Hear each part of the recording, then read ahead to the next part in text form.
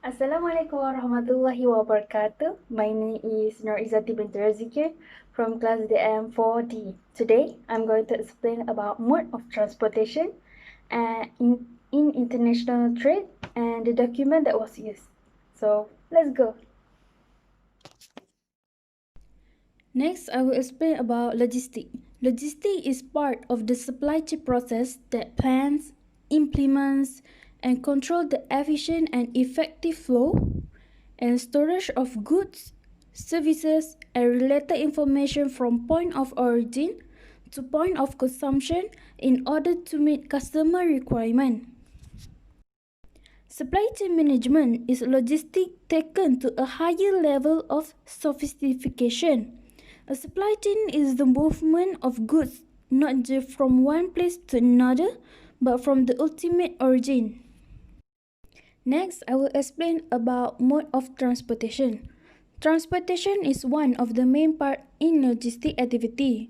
Role of transportation is to move goods from one point to another point. Moving goods can be done through 5 basic modes, which is road, water, air, rail, and pipeline. Right mode must be selected for effective delivery to end destination. Transport manager must fulfill customer satisfaction on punctuality, safety, security, pricing, lead time, and reliability. Next, I will start with road transportation. Road transport. Okay, first, trucking is an indispensable part of almost every shipment, both domestically and internationally. It also an important link in the intermodal chain, but it also used in some regions for the international trade. The role in intermodalism is to link the ocean port or rail yard with the local origin or destination. In other words, cargo is loaded or unloaded at someone's facility, not at the port. Trucking is also used for some international shipments and of course for non-intermodal shipping. Okay, trucking is the most available and accessible because motor vehicles are not restricted by terminal to terminal operation but can provide service from shipper's loading point to the receiver's dock. Highway transportation is mostly used for short hauls of high value manufacturers goods because trucks have higher operating costs and less capacity than trains. Every mode of transportation is influenced by regulation. So truck is more influenced by the local rule such as speed limits, registration and so on. For other modes such as shipping, do not use local road and not so concerned about the local rule. Advantage of using road transport. Okay, first, provide door-to-door service. Road transport can deliver product directly from shipper to the customer front door without intermediate handling. By directly deliver, can reduce the cost on packaging, damage, loading, unloading, and the mistakes. Other modes require terminal for mode interchange activities such as airport, seaport, and railway station. Rail transport. Railroads are best for large load going long distance. To be more specific, rail is preferred for loads over 30 pounds over distance exceeding 300 miles. If truck has small entry barrier, the rail industry may have the highest one. Train tracks will need to be laid down, which is in this ever crowded world creates immense costs for even the shortest route. For long route across open train, most places in the world have already have tracks. Types of train car. There are six. Okay, the first one is box cars. Box car is essentially a box. What people usually think of when they think of a train. A big bowl for pouring in cargo such as coal. Boxcar is standardized roofed freight car with sliding doors on the side used for general commodity. Okay. Second is the gondolas. Gondola is a railroad car with an open top but enclosed side and end for bulk commodity and other goods that might slide off. The next one is flat car, which is a flat platform mostly used for intermodal container but also for large pieces such as vehicle or machinery. The fourth is refrigerated car. Refrigerated car is like a box car, only refrigerated, which means a freight car to which refrigeration equipment has been added for control temperature. The fifth is tank car. A tank is built on the car, much like an intermodal tank container for transporting of liquids and gases. The last one is hopper car. Hopper car is similar to gondolas but with the bottom dump door for easy unloading of things like coal, ore, grain, cement and ballast. Air transportation. Air transportation offers numerous advantages for international trade and depending on the requirement. Air transportation is also experiencing exceptionally high growth. This is a result of increased trade but also increased wealth and resulting demand for premium service.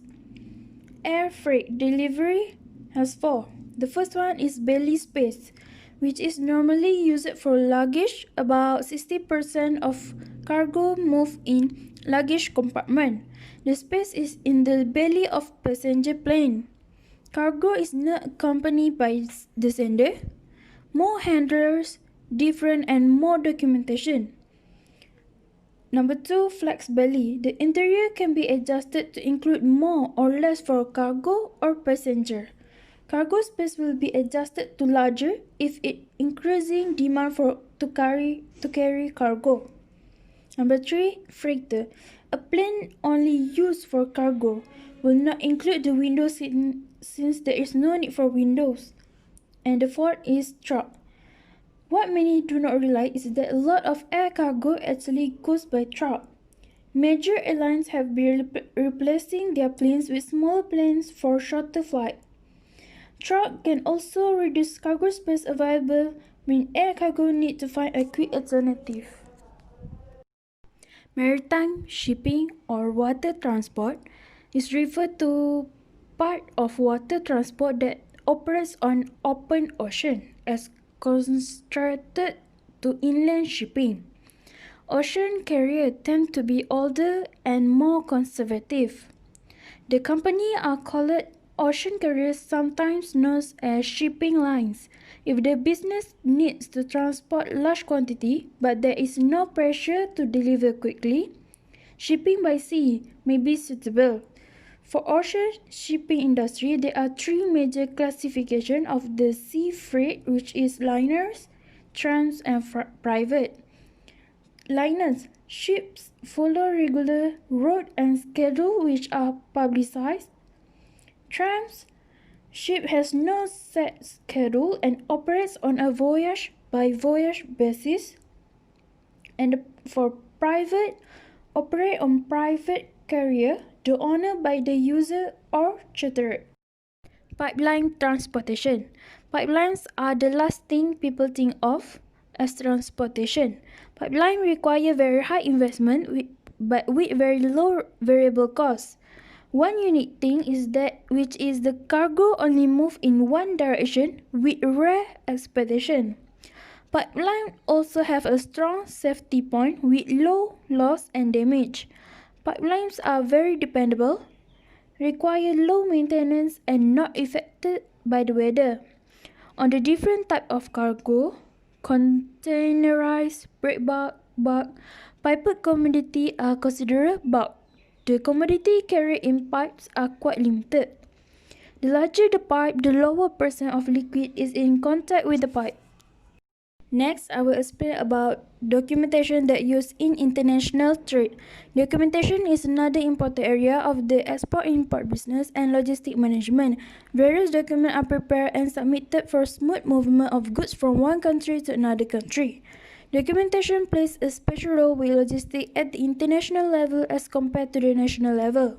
While there are documents used for a shipment within a country, there are much more documents used in crossing border and their enforcement tend to be stricter. There are four types of document.